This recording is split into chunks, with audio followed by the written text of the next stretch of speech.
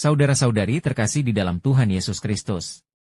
Shalom, salam sejahtera dan berkah dalam.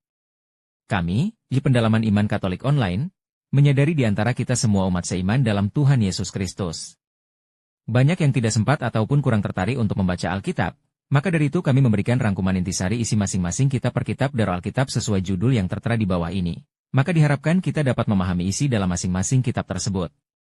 Selamat menyimak. Kitab 2 Samuel. Simaklah video 1 Samuel di mana kita diperkenalkan dengan 3 tokoh utamanya, yakni Samuel, Saul, dan Daud.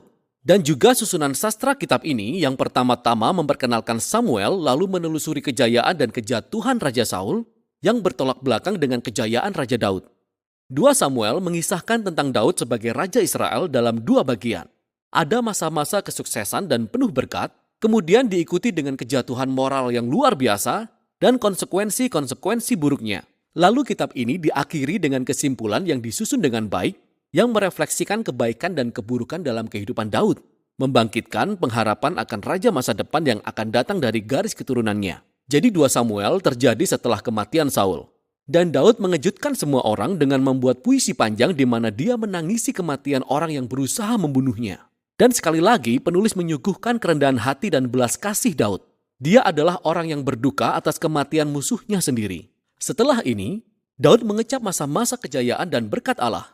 Seluruh suku Israel datang kepada Daud dan memintanya untuk menyatukan suku-suku Israel dalam kerajaannya. Jadi hal pertama yang dilakukan Daud sebagai raja adalah pergi ke kota Yerusalem, menaklukkan kota itu, dan menjadikannya ibu kota Israel yang disebut Sion. Dari situ, Daud terus bertempur dan memenangkan banyak pertempuran dan memperluas wilayah Israel. Sekarang setelah menjadikan Yerusalem sebagai pusat pemerintahan Israel, Daud ingin menjadikannya pusat keagamaan juga. Jadi dia meminta supaya tabut perjanjian dipindahkan ke Yerusalem. Lalu di 2 Samuel pasal 7, Daud berkata kepada Allah, sekarang karena Israel sudah memiliki rumah yang permanen, Daud berpikir bahwa hadirat Allah juga harus memiliki rumah yang permanen.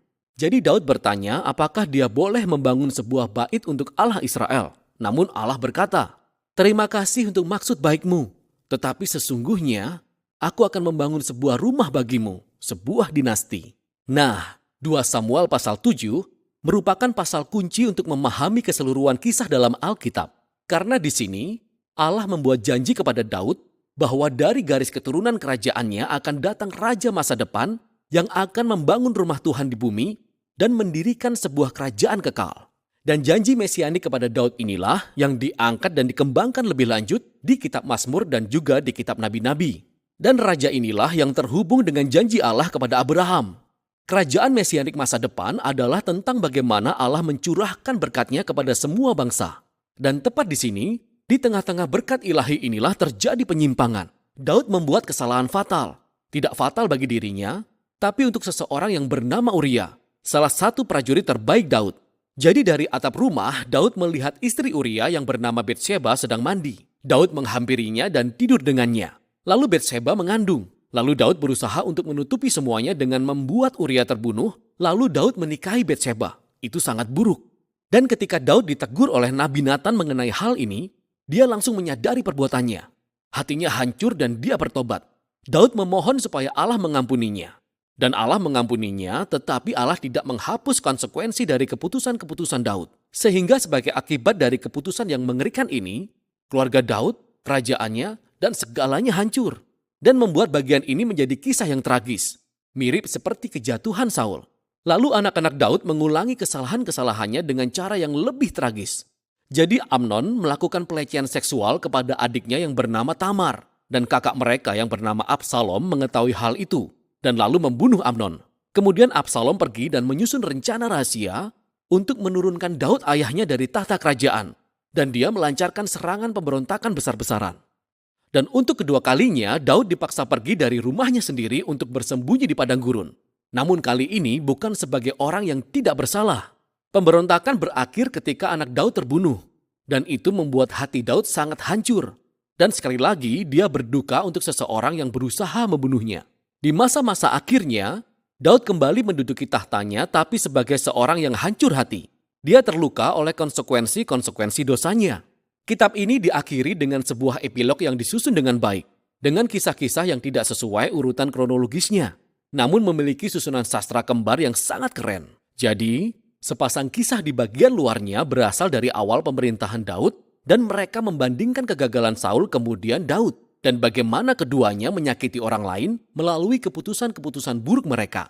Lalu sepasang kisah berikutnya di bagian dalam adalah tentang Daud dan kelompok prajuritnya yang perkasa yang memerangi orang Filistin. Dan yang menarik adalah bahwa kedua bagian tersebut memiliki kisah tentang kelemahan Daud dalam pertempuran. Jadi berkebalikan dengan kejayaan Daud di pasal 1-9, di sini kita melihat Daud yang rapuh yang bergantung pada pertolongan orang lain. Di tengah-tengah epilog terdapat dua puisi yang mirip sebuah riwayat kehidupan. Dan Daud merefleksikan kembali hidupnya, dan dia ingat saat-saat ketika Allah dengan murah hati menyelamatkannya dari bahaya. Dan dia melihat ini sebagai saat di mana Tuhan setia pada perjanjiannya kepada dirinya dan keluarganya. Kedua puisi tersebut diakhiri dengan sebuah kilas balik mengenai pengharapan akan janji Allah tentang raja masa depan yang akan membangun kerajaan abadi itu. Nah, puisi-puisi dan janji Allah ini juga terhubung dengan puji-pujian Hana di bagian pembukaan kitab ini. Jadi perikop-perikop kunci ini dari awal, pertengahan, dan akhir kitab ini menyatukan semua tema kitab ini. Terlepas dari kejahatan Saul dan Daud, Allah tetap bekerja untuk mencapai tujuan penebusannya. Dan Allah menentang kesombongan Daud dan Saul. Tapi dia meninggikan Daud ketika Daud merendahkan dirinya. Dan harapan masa depan dalam kitab ini jauh melampaui diri Daud sendiri. Kitab ini melihat ke masa depan, kepada Raja Mesianik yang suatu hari nanti akan membawa kerajaan dan berkat Allah bagi seluruh bangsa. Dan itulah isi kitab 2 Samuel.